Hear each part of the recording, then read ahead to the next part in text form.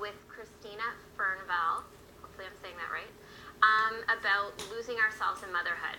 So I'm super excited just to talk about that, open the conversation of the reality of the kind of epic change that happens when we become moms and how things are not always what we expect and how we tend to lose parts in that process. So I'm super happy to have her on.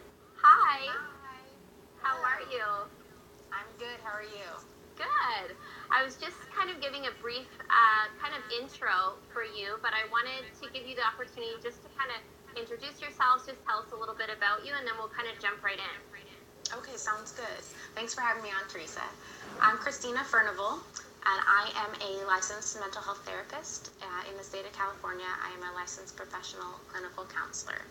I also am the creator of and writer for the Motherhood, Family, and Lifestyle blog, Real Life Mama. And I get my inspiration from my real life, where I am a mom to two young kiddos. I have a 3-year-old daughter who is so intelligent and loving and kind and mischievous and fiery. And my 1.5-year-old son who is huggable and lovable, and he's starting to find his independent voice and letting it be known. That's awesome. Well, we're super excited to have you here. So I guess basically how we would kind of want to start is I know that from reading your blog, which is awesome, by the way, we'll get more info about that in a little bit. But you talked about how you kind of had this idea, you thought you had everything that you had dreamed about. You were becoming a mom, you were having a baby, you know, you had found your husband, all of those things. And then after you gave birth, it just wasn't feeling the way you were seeing everybody else feel, which seemed to be happy and seemed to be just joyful. You were feeling kind of sad and down and dealing with maybe a change in expectations that maybe it wasn't exactly how you thought it was going to be. And how was that for you? What did that look like for you? Yeah, so motherhood for me was a shock. In speaking with other moms, it sounded like everyone was loving it, that they were just overwhelmed by a love they had never known, and they were having a wonderful time and soaking up all the precious moments. And I didn't feel that way at all. In fact, I felt quite the opposite. I did not feel an intense and overwhelming love when my daughter was born. When they put her on my chest, I did feel a need to protect her and an urge to provide for her, but I did not feel the warm and fuzzies. And it actually took probably about half a year before I started to feel like, okay, I'm in love with this little girl. And with my background in mental health, I knew that that was possible. I've worked with youth and their families for about 10 years, and I've experienced through them the different courses that motherhood can take. I guess I just didn't expect it for myself. I never had depression or anxiety before having my kids, and my pregnancy was really good. My delivery was kind of textbook, so I didn't have any real big red flags that I might not feel connected right away. And so when I experienced that, I felt so disconnected. I almost felt out of body, and in a lot of ways I felt like I was babysitting my daughter instead of actually being her mother. Yeah. So that was really weird, really disconcerting. I also was going through a big mourning period of my old life. I loved the life that my husband and I had created, and our freedom to go and do whatever we wanted whenever we wanted. And I think a lot of people go through a mourning period, but when it's tied together with love for their child, I think that helps buffer the sensation. And since I felt the mourning period and didn't feel the love, I think it hit me even harder in that way. So I'm still saddened. I've always wanted to be a mother, and I thought it would come a lot more naturally to me than it did. And kind of just along those lines, did you feel any guilt or shame that you weren't connecting the way you thought that you should or the way you expected that you would? Yeah, absolutely. And like I said, I knew enough to know it was possible that I might feel that way, so I was able to kind of reason with myself and say, you don't feel that now, but it'll come. But it didn't, even though I logically knew that was what would happen, emotionally it still felt really bad to not be this glowing in love mom that it looked like on, Facebook or Instagram or your friends' photos that everyone else seemed to be. Yeah, exactly. So kind of letting other moms know that, it is, if that can happen, that feeling can happen. And if you really feel that it's lingering for an extended period of time, to reach out for help, right? Is that, did Yeah. you seek out help as well, even though you're in that profession? Yeah, I did. It took me longer than it probably should have. I think there's a pride factor there that, well, I Yeah. have coping skills and I know what to do. Yeah. But the reality is that we all have our own blind spots. And I could only help myself to a certain extent. So I actually waited too long until I was pregnant with my second child. I sought out a therapist because I thought, you know what, I don't want to go through that again. And we need to come up with a better plan to help me not have to. Yeah, yeah, for sure. And you mentioned kind of that mourning period, so kind of mourning the life that you had, and so also kind of, I guess, in a healthy way, giving moms permission to maybe feel a little bit of that, but like you said, yours was kind of compounded even more with that lack of joy. But would you say that that can be a little bit of a healthy transition to kind of, allow yourself to mourn a little bit, but again, not sitting in that too long? Hi, Rita. Hi, Absolutely. Jean. Mm-hmm. Hi, guys. Absolutely.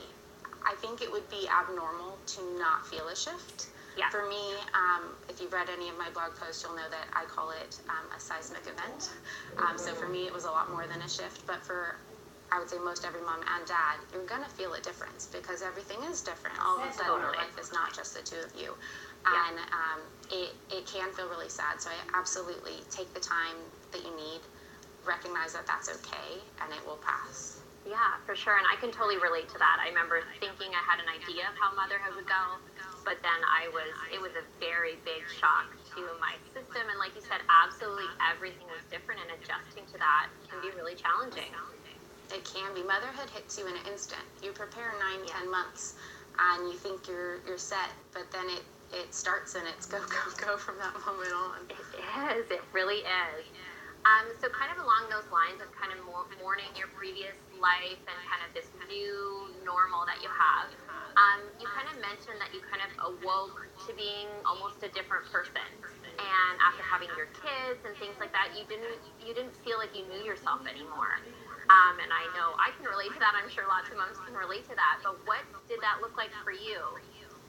Yeah, for me, my pre-baby self was confident and self-assured, witty, capable. I could complete thoughts. I could complete sentences. Yeah. And so my post-baby self definitely felt not at all like my pre-baby self. I felt very, very anxious. I had what are called intrusive thoughts. They are kind of like the name implies. They're thoughts that are unwanted that just enter your brain. And mine were actually quite vivid and horrifying, where, for example, if I was carrying my baby down the hallway with her arm nestled in the crook of my elbow, I could imagine accidentally knocking her head on a door frame, and basically it just being a gory scene. I also had an intrusive thoughts when I was driving that my hands would betray me and just take us off the road. Yeah. So I had to constantly kind of battle with myself to push those thoughts out of my head and bring in more positive thoughts. Additionally, like I said about completing thoughts or completing sentences, I felt like my thoughts were swimming, and if I tried to anchor one or grab one, that I would find a half thought, and by the time I tried to get to the end of it, the beginning of it was gone. And so I found it really hard to finish tasks or to get organized or figure out what things needed to get done. And then I'd see a lot of moms who are crafting or baking or doing all these things, and I honestly didn't have energy to make toast until our baby was about 2 months old. We were so lucky. We were gifted with frozen meals by lots of friends and family, and that really helped us get through, because when that ran out and I thought, okay, I have to put bread in a toaster, that felt like an insurmountable task. Yeah, exactly. So that was pretty hard. And then again, I said previously, I felt very competent. I felt like a very competent human being. And as a mom, some of your first jobs are those basic needs of your baby. And I had issues with nursing, and my daughter was not interested in sleeping. And so those are feeding and sleeping are two really important basic needs that I felt like I was failing. And that's actually, in having been through my experience and learned more about it, Those two things, if you ask any mom how those two areas are going, it's quite telling as far as what her mental health state is. If she's feeling like those are going well, then she's probably doing okay. If she doesn't feel like those are going well, there's a high chance she'll have some symptoms of postpartum depression and anxiety. Okay. So that's something to look out for. Okay, that's a really good point, because yeah, it makes sense when you say it, but you wouldn't always think of those correlations, but that totally makes sense. Yeah. So basically then, after kind of having those feelings of just, not being yourself anymore, what helped you kind of on that journey to find yourself again and kind of figure that part out again? What did you actually do to kind of help with that? I would say, obviously, one really big factor was passive, which is just time. Your baby gets to know you, you get to know your baby, and in that, it gets easier. One active thing that I did was when our baby was a couple months old, I signed up for a gym membership at a gym that provides childcare. And that would allow me to take the time to have some me time as well as some exercise to get some feel-good hormones going through my body. So that was a really, really positive shift. I felt as a mom completely overwhelmed by the relentless dependency of my children. And so that was a chance for me to get a break and to do something healthy for my body and my mind. So that was a really important thing for me. Talking with my husband and my mom, as well as other mom friends, it was something, before I had our daughter, a lot of friends would say, oh, we're so excited for you, it's going to be great. And then afterwards, when I told them how hard it was going, they were like, yeah, no, it kind of sucks. Yeah. I'm like, wait, why didn't anyone tell me this before? Yeah. It's like a bait and switch. Yeah, totally. But so I think once we were finally, I was being open, and then friends were commiserating, then I felt like, okay, I'm not alone in this. And that was really helpful to find community in my friends and in my family in that way. Yeah, and just opening up about it and bringing it out into the light can just help lift that heaviness a little bit. Just to kind of connect and be able to be honest about it can help. Absolutely. It's one of those things where it's almost scary to say some stuff out loud, but then once you do, that weight is off your shoulders and you feel freer in a way. So it is really good. And that's part of why I wanted to get involved in blogging and writing my story, was I felt so much better by hearing from other people that I thought,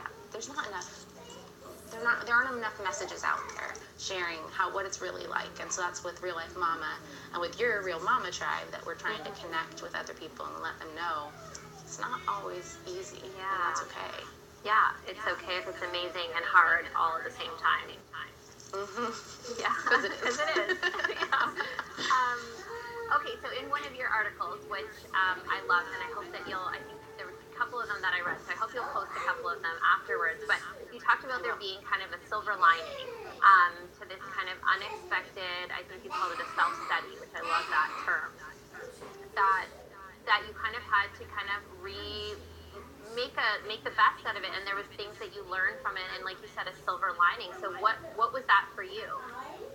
So in my life, I had the goals to become a professional woman, a wife, and a mother, and I achieved all of those. And so in my younger life, I felt like my life had so much promise. And then upon achieving those, and then also going through postpartum depression and anxiety, I felt like, well, what's ahead?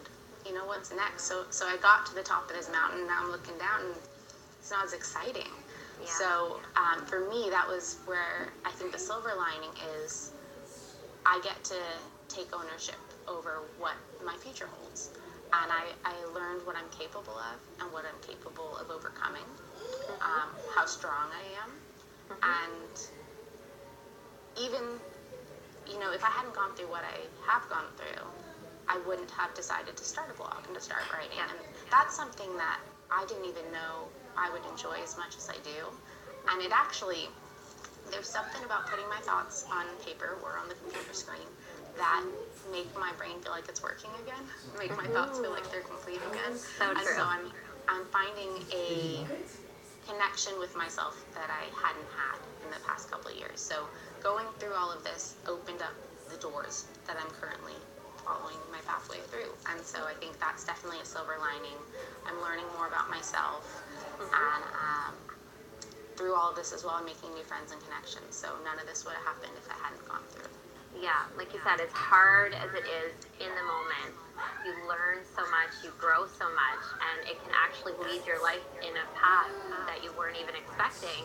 And so without having gone through those trials or those struggles, you may have kind of missed that turn or that door opening or that journey. So that it's so true. Absolutely, yeah, and I'm passionate about helping other moms, and that's something that I helped families before. I always worked with kids and their families, but I didn't focus so much on the moms, and now I'm like, okay, this is where I'm driven to right now. Yeah, and having walked it, you can still relate to it too, which is so powerful. Absolutely. Yeah. So if any of the other moms watching wanted to kind of connect with you or follow you on social media or check out your blog, where can they find you? My blog is at www.thisisreallifemama.com. Okay. My Instagram handle is the same, so it's just at thisisreallifemama. And then I have a Facebook group for moms called Real Life Mama, but it is at the URL of facebook.com/reallifemamapodcast. I don't have a podcast, but that's what it's called. Okay. That's what it was. Okay, now I understand. That was my intent initially, was to do a podcast, and so that's what I created, and that's not where we are yet. Maybe someday. Yes, exactly. Either way, that's where we can find you. Yes. Okay, perfect. And then you mentioned you're going to post a couple of your articles after the interview so people can link right in and take a look at your blog, kind of check out what we've been talking about as well, because they were super helpful. So I definitely recommend checking those out. So thank you so much for coming on. We really appreciate it. And I love your mission just to be real and open with other moms and talk about your struggles and your journey and kind of coming out the other side and what you've learned. And I'd love to have you back, so I really appreciate having you on. But thank you so much for coming tonight and chatting with us. Thank you so much for having me, Theresa. I would love to come back. This was fantastic. Thank you. Okay, sounds good. Have a good night. You too. Bye. Okay.